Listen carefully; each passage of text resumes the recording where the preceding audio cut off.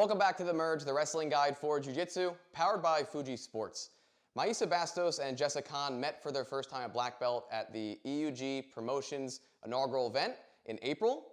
Mayssa passes Jessa's guard here, and Jessa immediately latches on to Mayssa's leg in an attempt to wrestle up. And this could either be to recover her guard or actually advance and get the takedown, but Mayssa does a great job here changing the angle, dropping her elbow to the mat, pinning Jessa's hips, and preventing her from wrestling up.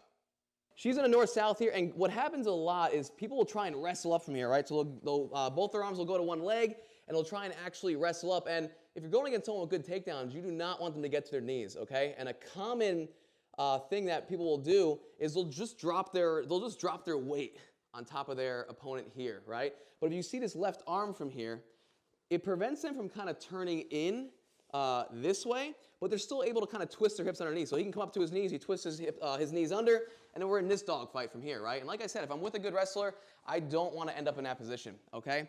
So as they twist and go for the single leg from here, or they try and come up, one great thing that she does, right, she's going to twist her hips to this side and get this far elbow right to the mat in front of their hips, okay? And now what this does is this pins Jessa's hips here to the mat and makes it a lot tougher for her to kind of twist up from here, because there's really no more weight going just down here. It's now weight going down to the mat, but also pinching her in with my knee and my elbow, making it more difficult to twist. So from this point, Jessa does let go from here of the grips, and she starts to belly down, but Mayssa does a great job. Look, she makes her work for it. So she starts coming up to her knees, and look, she's just pinching here and legit riding her up to here.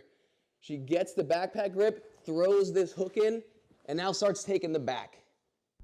Let's say they decide to let go and just turn really hard into me from here.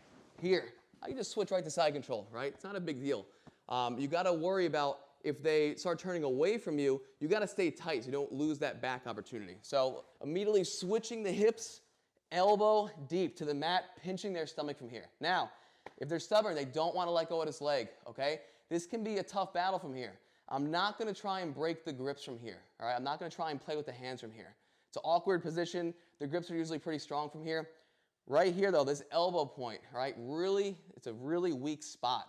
I'm going to pull up on their elbow, and this puts a lot of torque on their shoulder.